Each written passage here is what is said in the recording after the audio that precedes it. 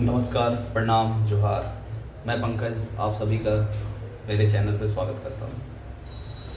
अभी हमारे राज्य में बोले तो पूरे देश में जो इलेक्शन का प्रचार प्रसार चल रहा है, काफ़ी ज़ोरों शोरों से चल रहा है। वही मैं बात करना चाहता हूँ अभी अपने क्षेत्र, अपने झारखंड के लिए, धनबाद के लिए। मेनली देखें तो हमारा राज्य पिछले 24-25 सालों से कुछ खास प्रगति नहीं हुआ है हमारे राज्य में, क्योंकि जो आज भी लिटरेसी रेट है हमारे झारखंड की, ये उपलब्धियां हैं और ये उपलब्धि हमारे राजनेताओं की देन है। जो लिटरेसी रेट है वो 48% है, वहीं झारखंड में आज भी 50% लोग जो हैं वो गरीबी रेखा से नीचे है। तो इन उपलब्धियों का जो श्रेय है बिल्कुल हमारे राजनेताओं पे ही जाता है, क्योंकि ना ही इंफ्रास्ट्रक्चर का डेवलपमेंट जो है वो बेहतर तरीके से हो सका, क्योंकि रोड और रेल लाइंस ये ज़रूरी है इंफ्रास्ट्रक्चर के, ये मतलब रीढ़ है, लेकिन बस यही काफ़ी नहीं है। इसके लिए सरकार को कृषि क्षेत्र में भी ध्यान देना चाहिए, जो कि बिल्कुल अगर देखा जाए तो मुझे नहीं लगता कि पिछले 10 सालों में या उससे पहले इस तरह की कुछ भी डेवलपमेंट का काम हुआ है, जिसके कारण आज के दिनों में झारखंड में जो 15 साल पहले जो अनाज होता था, क्योंकि वो बारिश पे डिपेंड रहती थी, और आज मौसम का बदलाव ऐसा है, ना ही बारिश है और ना ही खेतों में फसल है। तो इलेक्शन से पहले मैं आपको बस यह बताना चाहता हूँ कि हम अभी जिस जगह पे हैं, जिस पड़ाव पे हैं, अगर बदलाव आज से नहीं आया तो कहीं ना कहीं जो हमारी लिटरेसी रेट है और जो झारखंड में गरीबी रेखा से नीचे के लोग हैं, ऑलमोस्ट दोनों ही 50-50% मान सकते हैं, क्योंकि 48% का रेशियो जो है अप्रॉक्स दोनों में ही है। और वहीं बात करें अगर अर्बन एरिया जो भी है झारखंड के, अर्बन एरिया में बाहरी लोगों का मतलब झारखंड से बाहर के जो लोग हैं उन लोगों का ग्रोथ काफ़ी बेटर है, क्योंकि वो लोग आके अपना मेहनत करके अपने बच्चों को पढ़ाते हैं, शिक्षित करते हैं। वहीं झारखंड के जो रूरल एरिया, जो ग्रामीण क्षेत्र हैं, आज भी उन जगहों पे स्कूलों में शिक्षा उस लेवल की नहीं है, और कहीं ना कहीं इन चीज़ों पे जो दोषी है वो सरकार है, और सरकार के साथ ही साथ जो एडमिनिस्ट्रेशन के लोग हैं वो हैं। तो ज़रूरत है सरकार में जो एडमिनिस्ट्रेशन है उनमें बदलाव लाने की।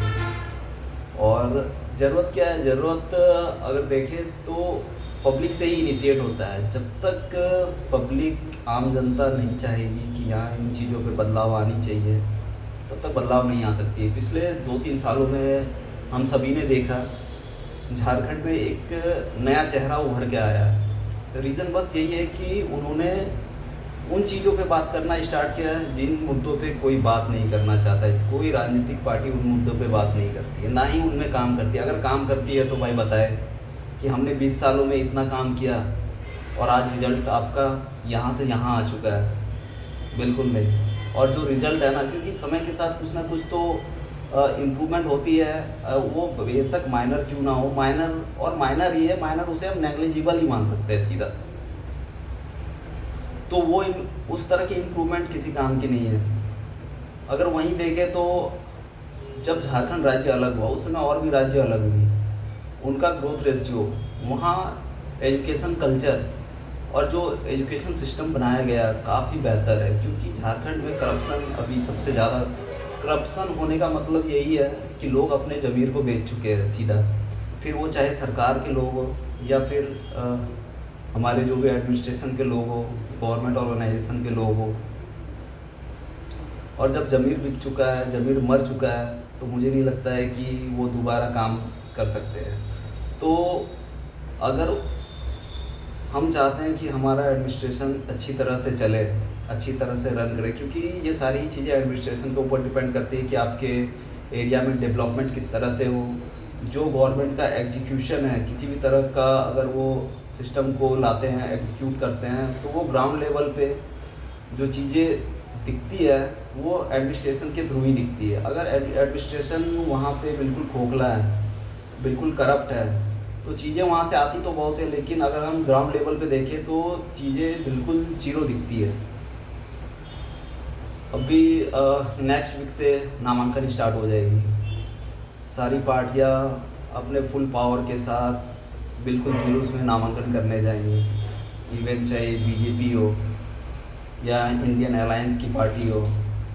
लेकिन सोचना हमें यह है कि जो हमारे क्षेत्र से राजनेता खड़े हैं उन्होंने क्या हमारे क्षेत्र के लिए कभी कोई काम किया? मुझे नहीं लगता है कि किसी क्षेत्र में इस तरह की कुछ कामें हुई है। अगर काम होती तो आपको एजुकेशन सिस्टम पे दिखता, इंफ्रास्ट्रक्चर पे दिखता है, एग्रीकल्चर में दिखता है, जो कि बिल्कुल ज़ीरो है। और अगर माइग्रेशन भी देखें हम तो रियली ये मतलब बिल्कुल ड्रास्टिक सिचुएशन है, भयावह स्थिति है।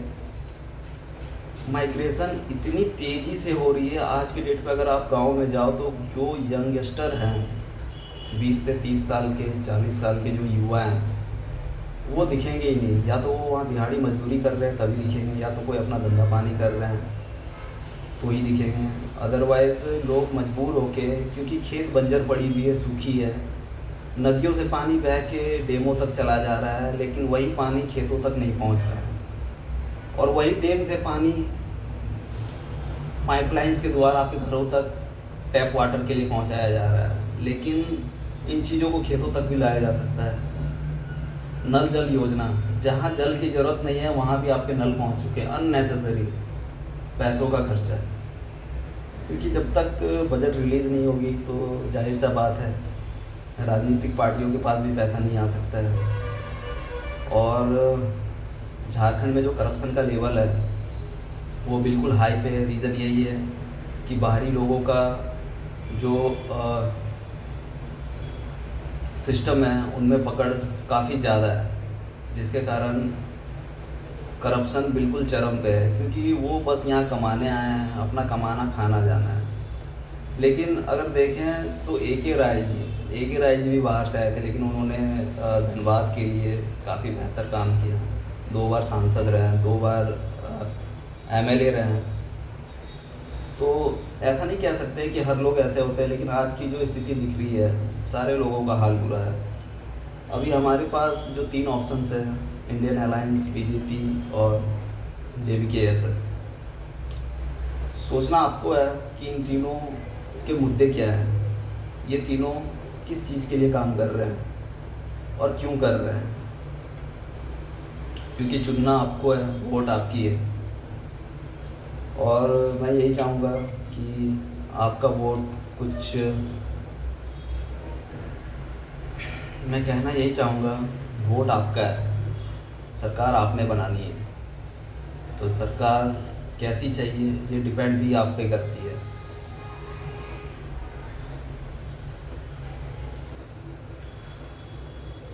वोट आपका है, सरकार कैसे बनानी है, किसको बनानी है, वो आपके वोट पे डिपेंड करता है। तो आप वोट बिल्कुल सोच समझ के दें। अगर आप झारखंड माटी से जन्मे हैं तो बिल्कुल आप ऐसे पार्टी को सेलेक्ट करोगे जो अपने क्षेत्र को लेके चिंतित है, जिसके पास एक विजनरी सोच है कि अपने क्षेत्र को कैसे आगे लेके जाया जा सकता है।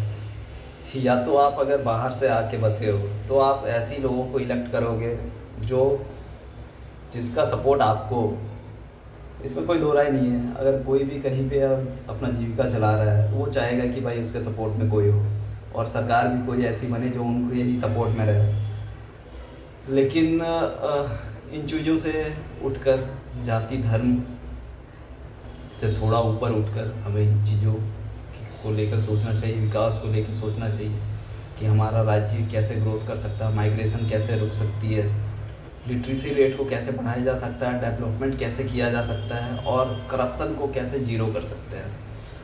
तो अगर आपको अपनी माटी से प्रेम है, अपने मातृभूमि से प्रेम है, तो आप इन चीज़ों को लेके चिंतित रहोगे। और अगर आपको सोचना यही है कि भाई करप्शन ही हमारा रास्ता है, तब तो फिर लूट खाओ। लेकिन ये भी सत्य है कि आज नहीं तो कल सरकार कुछ ऐसी आएगी जो एक एक करप्ट लोगों से बिल्कुल अच्छा हिसाब लेगी, और गवर्नमेंट आज नहीं तो कल सुधरेगी। भले ही रेट जो एजुकेशन का है, जो अच्छे लोगों का है, धीरे धीरे इम्प्रूव हो रहा है, लेकिन इम्प्रूव हो रहा है, उन्हें टाइम लगेगा, लेकिन ये सामने रिफ्लेक्ट ज़रूर होंगे।